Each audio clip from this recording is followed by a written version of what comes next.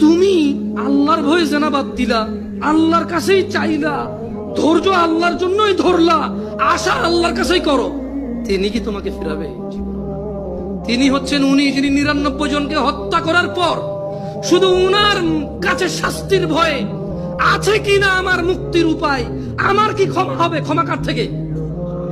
তাহলে ওই যে বনি ইসরায়েলের ঘটনা, ও ৯৯টা মানুষকে মারার পর কার কাছে ক্ষমার জন্য?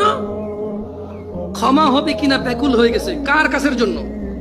আল্লাহ থেকে। ওকে যাদেরকে মেরে ফেলছে তাদের কাছের জন্য। ও তো টেনশন করতেছে যে আমাকে কি মাফ করবে কেউ, আল্লাহ কি আছে যে আমাকে মাফ করবে, বা আমার কি ক্ষমা হবে? ৯৯টা মারার পরও কি ক্ষমা পাবো আমি?